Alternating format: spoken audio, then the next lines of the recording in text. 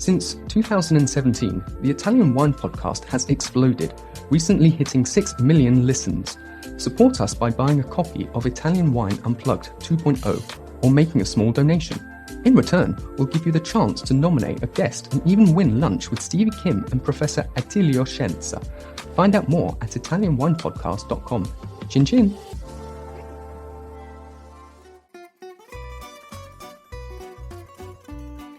Welcome to Wine, Food and Travel with me, Marc Millon, on Italian Wine Podcast. Listen in as we journey to some of Italy's most beautiful places in the company of those who know them best, the families who grow grapes and make fabulous wines. Through their stories, we will learn not just about their wines, but also about their ways of life, the local and regional foods and specialities that pair naturally with their wines, and the most beautiful places to visit. We have a wonderful journey of discovery ahead of us, and I hope you will join me.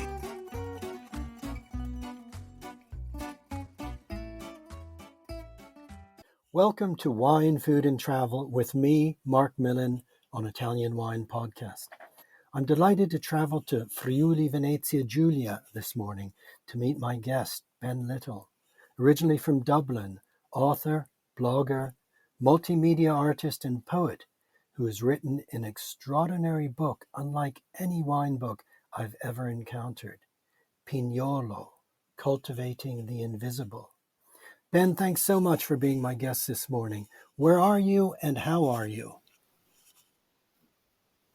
Good morning, Mark, and many thanks for the invite. Pleasure to be here. I'm in the Colli Orientali del Friuli as we speak, just in the northernmost part in a town called Tarcento. And that's your home, Ben, is it? Yes, currently it is. Okay. And is it a nice day there today? Well, it's a little bit overcast. The weather is quite changeable at the moment. We did have a good week at the beginning of September, and it augured well for the white grape harvest. But again, the reds won't probably start to come in for another week or so. But yeah, it's okay. It's a very critical time. Yeah. Yeah. Ben, before we dive into the extraordinary world of Pignolo, tell me a bit about yourself, how you came to live in Friuli Venezia Giulia, and how you came to be involved, obsessed maybe is a better word, with the world of wine and with, in particular, the world of Pignolo, which we'll, of course, talk more about. Well, there's one word that basically links everything, links all those questions, and it's love. So I met my now wife in Dublin in 1997 and made a first trip to Friuli. Her father is Friulano, her mother's Irish, and she happened to be working in Dublin at the time, and we met in a wine bar, Dublin's only wine bar at that time, La Cave. And in 1998, I came to Friuli Venezia Giulia for the first time, and it was quite I would say, a spiritual encounter. Fell in love as much with her, Lucia, as I did with the feeling that I discovered that I dove into in the region. Quite a remarkable experience. Well, that's amazing. Actually, it's not entirely unlike my story. I live in Devon in the UK, but I met my wife when I was 19 years old when I came over to study for a year. Yeah. And I'm still here now. We're still here now. So good that's for you. A very long time ago. Yeah. So love is a very powerful motive, and I know love is part of the story of Pignolo. Well, it's the motivation for so many things that go so deep, that have such rich value, and that's why it features so heavily in Pignolo's story. Yes. So how did you begin? What were you doing in Dublin, and what did you begin doing when you moved to Friuli? It's a big change culturally. It's an area I can see well why you fell in love with the area as much as with Lucia. I was in Friuli myself in June, and it's an area I always love traveling to. Yeah, work has always continued. So my links with Ireland are still very strong. Obviously, with quite a large family and friends and so on, and work also. So I found myself, let's say, commuting between Friuli and Dublin, maintaining all things alive. My connection with wine, developed as a kind of a pastime, a passion is a great word to use because that's what it became. And it's funny, it all started when I was working for a mineral water company in Ireland. So the irony, if you call it that, is that somehow I managed to change water into wine. Because I was equally passionate about water for about 5 years, and it was water that introduced me to wine, and ever since then. So arriving in Friuli in 1998, I remember the first dinner that I had with my then sort of unknown to be new in-laws. And my father-in-law, Romano, during that very first meal on a July evening, placed a number of bottles of wine on the table that we drank. And I thought I knew something about wine from that previous working experience with wine merchants in Dublin. But I didn't recognize any of these names. And I found myself asking, well, these are wonderfully structured wines. I mean, is this a blend of Cabernet Sauvignon and Merlot? And he looked at me aghast and, telling me that the wine that you're drinking is Refosco. And it's a native grape to here. And then the wine that you're drinking now is a Schioppettino, and that's a native. And I was just flabbergasted. I had no idea of the existence of this other world, almost like a parallel universe. So I literally fell in love with the whole idea of native grapes. When I came here, it was like a magnet. I was just drawn to them, drawn to the culture that surrounded them, and started working, on my own bat, just to learn more, to understand what it was all about. Sure, and I can well understand that infatuation and excitement that comes from discovering Italy's wealth of native grapes, not just in Friuli Venezia Giulia, but in every single one of Italy's 20 regions. It's one of the most richly appealing parts of why Italian wine is what it is. Yeah, in fact, infatuation is such a beautiful word to use because it in fact became that. And people started to say to me, friends back home, said, well, why don't you should be writing about this. You should be, doing something. You're putting so much time into it. And from that then was born what is my blog, The Native Grape, thenativegrapes.com. So I just started writing and started, publishing my finds, my discoveries.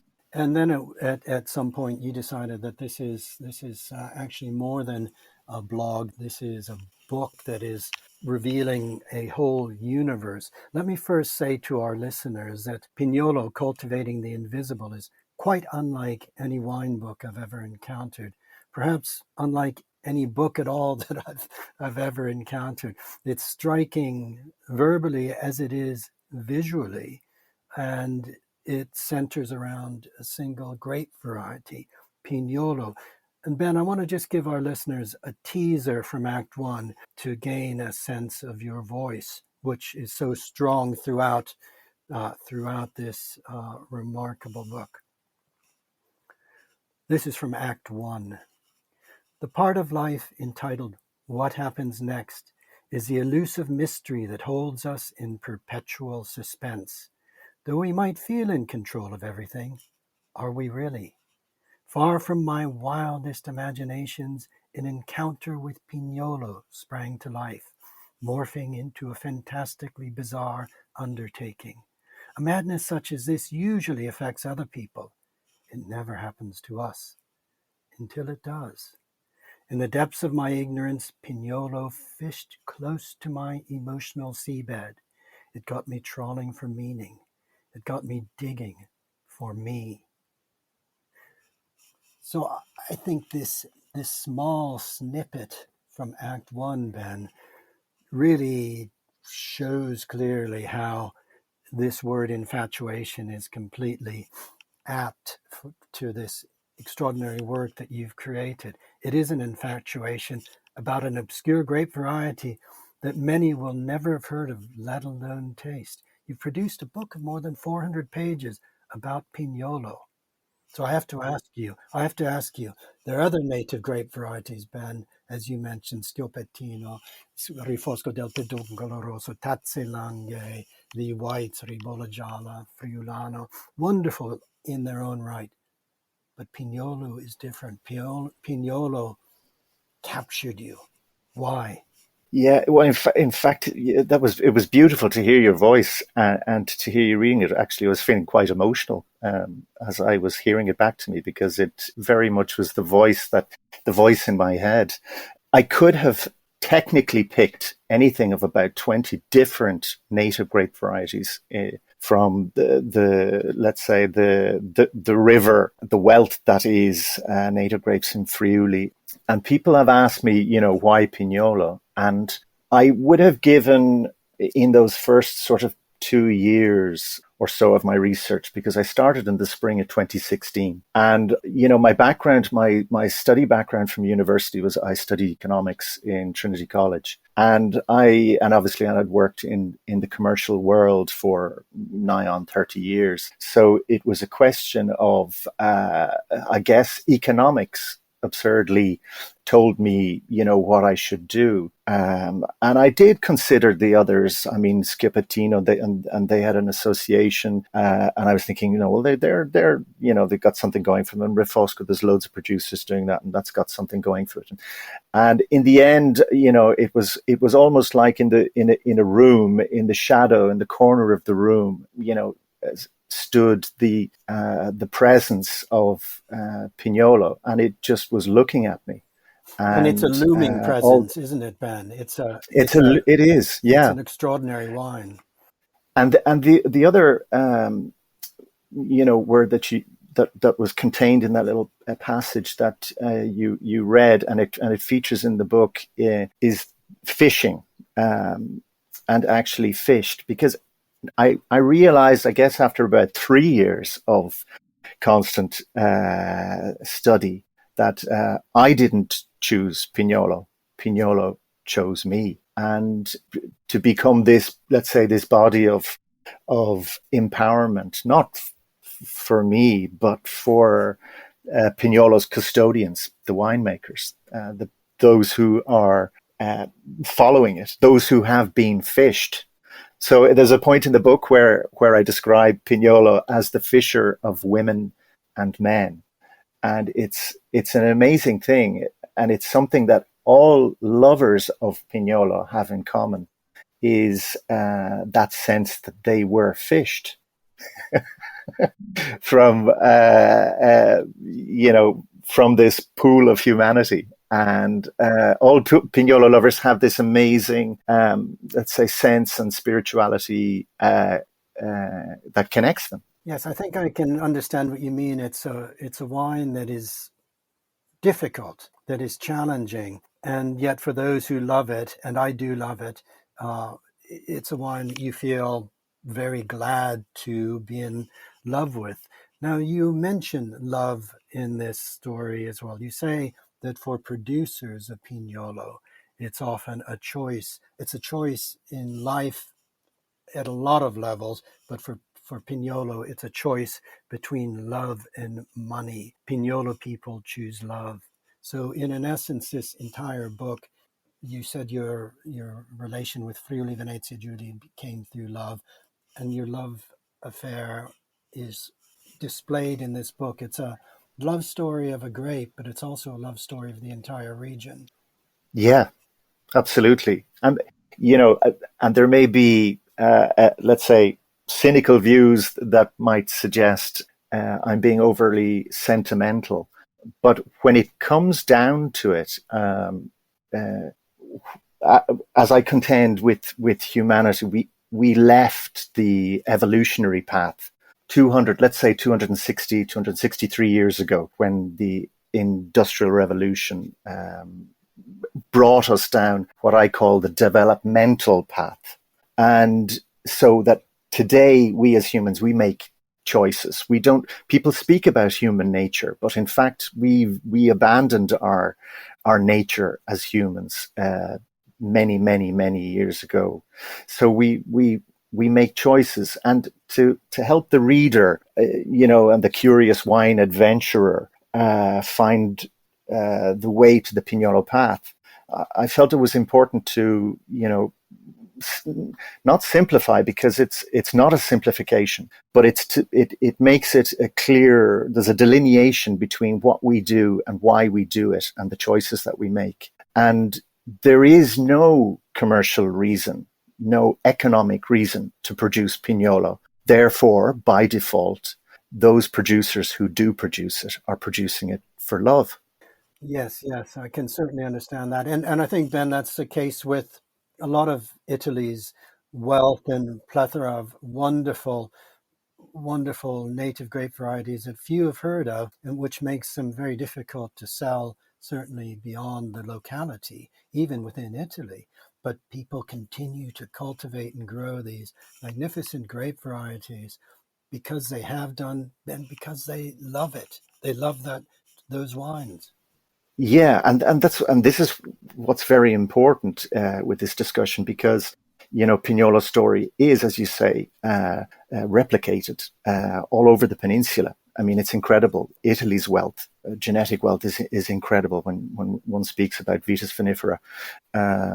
But when we speak about economics and the economy of wine, clearly Pignolo doesn't fit in that world. And so it's very much in a parallel world, a parallel universe, where the values that are held are entirely different. And unfortunately, one could say that today we are so governed by numbers, and numbers that are pushed at high velocity, that we tend to overlook, the wealth that the evolutionary wealth that has been bestowed upon the planet and on us as the humans, who are, let's say, amongst the most evolved species, and it's our role to protect that, and to ensure that the evolutionary path continues. The developmental world has tarmac over what they call in Italy, or certainly in Friuli, the Strada Bianca, which is this is the unbeaten path, the unbeaten evolutionary path. And what we have to do, and what Pignolo is teaching us as our teacher, are these evolutionary lessons, and that we should not, discard what it is that the wealth that we have been bestowed with, just for a quick fix, a quick buck. Yes, and it's important out of that, Ben, you tell the story of how, I love the way you begin, first of all, with the historic overview of the region itself. But when you were looking at the story of Pignolo itself, it's a grape that was very, very close to extinction. And you tell the story of Girolamo Dorigo and the Nonninos, Gianola and Benito, and how they helped to actually safeguard a magnificent grape that would otherwise have been lost. Yeah, I mean, that's a beautiful part of the story, and even more beautiful when I think that earlier this year in May we lost Girolamo, but the work that he did, the pioneering work that he did, means that we have this not only a story, a legend to share, but we actually have a wealth of amazing wines. And yeah, it's amazing to think. And I wrote about that in terms of 1969 and man landing on the moon in July, while at that very moment Girolamo was putting up the hill to the abbey in Rosazzo to speak with Monsignor Nadaluti, because that's where, let's say, the modern story, the modern history of Pignolo resides, is in that area. I love the way you liken it to an equally giant step for mankind, those steps up to the Abbey. Yeah, no, I mean, well, it was, it's kind of a parable in a way. It's almost like a parable of our times. And I love this sense of Pignolo being one amongst many, you could say even amongst 1,000 teachers, and that we now, as the taught, because this, that together with the teacher, we have become the teaching, and it is for us to share this. It's almost biblical in a way. I didn't realize exactly where I was going, because even to go back a couple of steps, I had no intention to write a book. I had no intention for this to get anywhere close to what it has since become. But in fact, the wonderful thing about it is that, following Pignolo along that evolutionary path, this whole thing evolved into this massive project. I had no idea. The whole thing of visibility was that in 2016, Google could only see 15 producers. And I did all my research in the beginning, in the English language. I wanted to see what, the world could see of Pignolo. So I found 15 names, and I started with that. And little did I know, when I asked those 15 producers, well, how many of you are there? They said, well, maximum 20, 25. When my own, I had these 15 names. Okay, so that means I only have to find another 10. This was going to be just a couple of posts on the blog. Maybe I would do a tasting.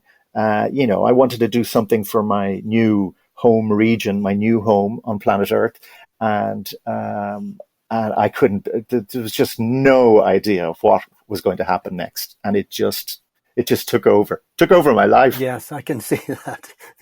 Ben, give us in a few words, for those of our listeners who've never tasted Pignolo, describe the wine to us. What makes it such a singular wine? Describe Pignolo. I know there are many different styles, there's subzones, but what is Pignolo the wine to you? Well, I'll tell you that there is actually a short answer for this, which then can become a very long answer. But it was actually a question that I received from Laura Feluga, who's the daughter of Andrea, niece of Filippo Feluga, when I was surprised in the summer of 2019 at a tasting. And at the end, I believe she had just come back from America. She speaks wonderful English. And we did this wonderful barrel tasting from the vintages 15, 16, 17, and 18. And no one else on the planet has tasted them apart from me and the Feluga family. And she said to me, Ben, in 3 words, what is Pignolo? What does it mean to you? And at that point, I'd written over 100,000 words on this book. And I thought, God, you want 3? And so the book actually contains my reply to her. And to sum up Pignolo in 3 words, I would call it instinct, empathy, and flow. And when you taste Pignolo, they're the intrinsic characteristics that you're looking for. It is a very instinctive wine that bears the instinctive, creative hallmarks of each of its producers. And as you say, there are different stylized varieties, because there was no book, there was no recipe on how to make a Pignolo. And it has this wealth of, this polyphenolic wealth that so many would initially feel themselves wanting to let's say, to dominate. Gotta get these tannins, particularly because I think together with Sagrantino, I know Ian Daggett would say that, these are the 2 most tannic grapes, red grape varieties in Italy, and that it's a case of domination. And how do you get those under control? The amazing thing about Pignolo is actually you don't need to. I refer to this, that it is not a tannic bomb in need of disarming and dismantling. It needs to be understood. And it needs time. It needs time and patience and a balanced approach. And these things, if we go back to Girolamo, I remember my first meeting with him, and we were talking about the magic of Pignolo and how he discovered it in the 15th season, the 15th vintage, after he had planted.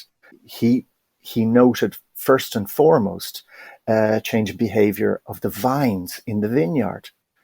And when he tasted the wine, he realized, hang on a second, this is just, it has found its own balance. It has reached a point of maturity.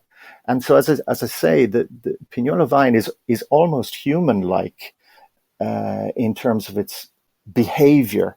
And just like us, we do need to go through and get to the other side of our teenage years before we reach a point of maturity whereby we discover a balance within ourselves, which has always been there. And so patience is something that's hugely important. Absolutely. Absolutely. I mean, as a wine, and you find this in the wines also. So the keys for Pignolo, both in the vineyard and in the cellar, are patience and balance, and having that maturity. And it's something that really comes across in the wines. When I started in 2016, that vintage 2016 is slowly but surely arriving in the marketplace, depending on each winery's path to release. Some are on a kind of 3 to 5 year cellaring practice, and others are between 5 and 10 years, and then others again are beyond 10 years. An amazing discovery in a white wine, a predominantly white wine making region, to discover a cluster of more than a cluster of producers releasing their Pignolo after 10 to 15 years, which is a very rare thing. Yes, that is incredible. Absolutely. Yeah, because there's no return on your efforts until those 10 years. Exactly. So it's, but this is something that Pignolo is doing all along the way, instinctively. Those producers that discover that empathy between themselves and the vine, and between themselves and the wine, the fruit, that then turns into a creative flow. And they are demonstrating, these custodians demonstrating incredible creativity. And so that as you referred in your question at the beginning, there are many styles and that are in some way related to the areas where the wines are produced. So around Cividale del Friuli, where you find Michele Moschioni, you will find also the likes of Paolo Rodaro, the Zorzetti family, and where a little bit of surmaturazione, air drying the grapes on the vine or on after harvest. Here's the funny thing: because of the nature of Friuli's climate or historical climate, it has been considered that difficult to mature black grapes for making red wines. And so one thing that Michele Moschioni pioneered was this, from his time when he did a couple of stages with Quintarelli and Dal Forno in Veneto, two amazing Amarone producers, this idea of drying the grapes off the vine. And he started that in order to reach maturity and phenolic maturity for Pignolo. As Michele says, it is the universe for Pignolo. You have to reach that. That's really interesting because Amarone, of course, has that gentleness that is quite the opposite to a very, very tannic wine, and perhaps that appassimento helps to give that slightly rounding of the angular edges. Yeah, well, I mean, the let's say the potency of the tannins are found in the seeds. So if the seeds are not mature, and depending on how the winemaker will craft his Pignolo, you've got to be very careful with punch downs and pump overs. How you work the wines, because if you extract those very green, potent tannins, it will be almost impossible for them to knit, even with a lengthy evolution. Yes, I guess that's the problem with climate change, when the sugar levels reach such a high degree before phenolic ripeness is has been achieved. Absolutely. A wonderful thing happened in 2018 when I visited Michele Moschioni in the vineyard, and a couple of days later when he harvested. And it was the first time that he picked and fermented his Pignolo straight away, because 2018 was a wonderful vintage, beautifully balanced. It was like an escalator, working its way up to harvest time. It was dry. It was just perfect in every way. And I think it will be seen in years to come as one of the, let's say, one of the first modern great red vintages of Friuli Venezia Giulia.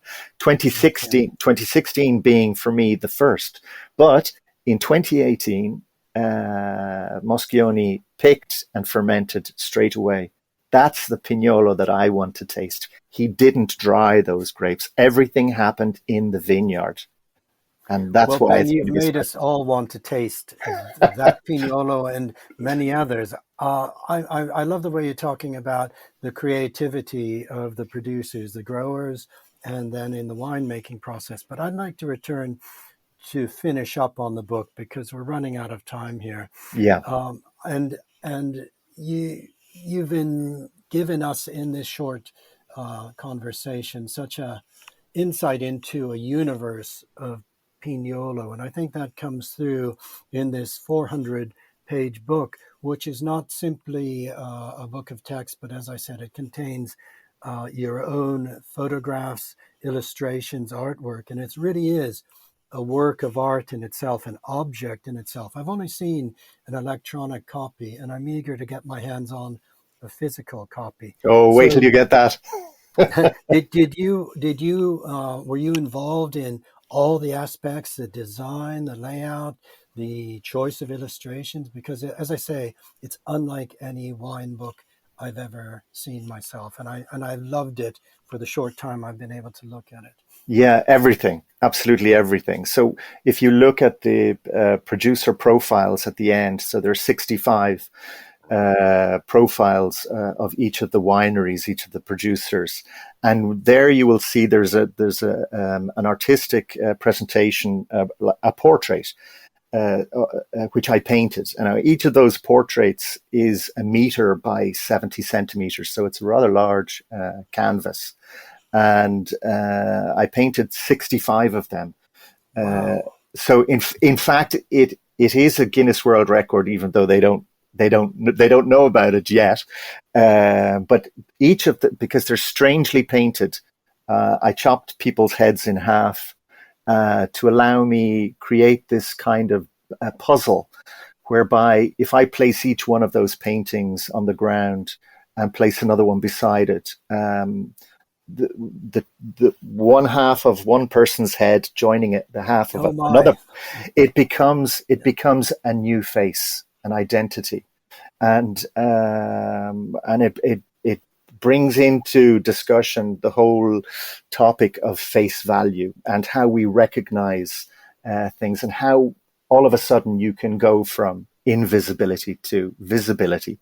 So it's a single portrait made of 65 separate pieces, which measures 65 meters by 70 centimeters. Wow, incredible. Ben, how can our listeners get a hold of a copy of your book? Well, there is, being such a limited edition, there is one and one only outlet online, but it can be sourced online through the website of Simon Wolf, themorningclaret.com, and he is the exclusive seller of the book online. And we can ship it all around the world. It has already reached every single continent. How many copies did you produce?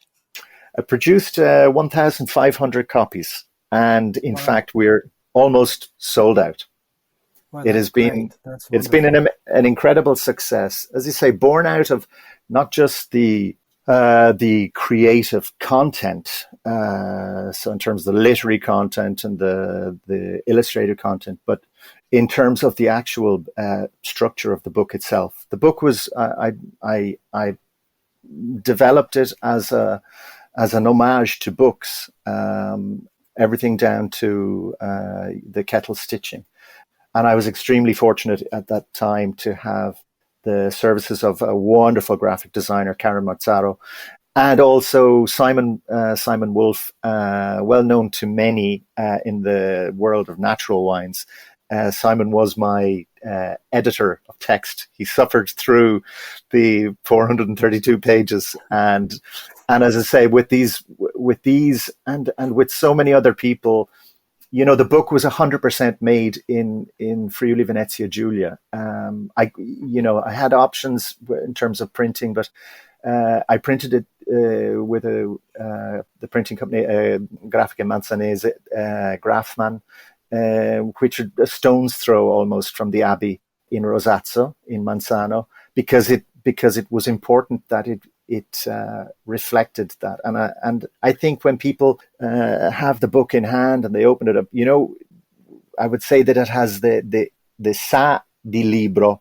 It has the smell of a book, and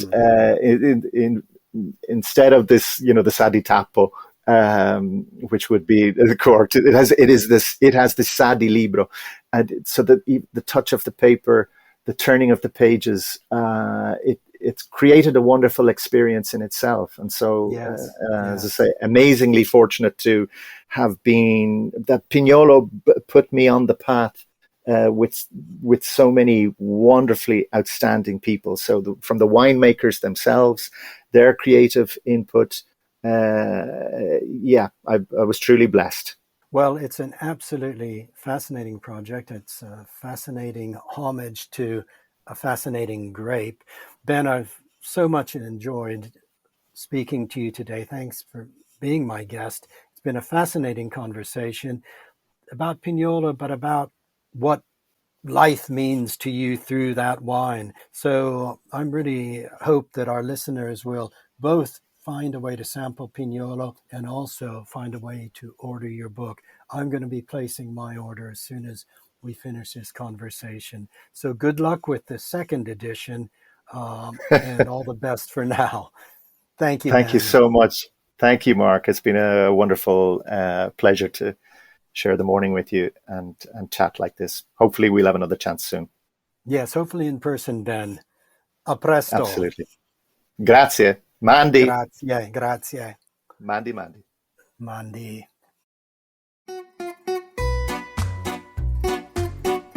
We hope you enjoyed today's episode of Wine, Food and Travel with me, Marc Millon, on Italian Wine Podcast. Please remember to like, share and subscribe right here or wherever you get your pods. Likewise, you can visit us at ItalianWinePodcast.com. Until next time, chin chin.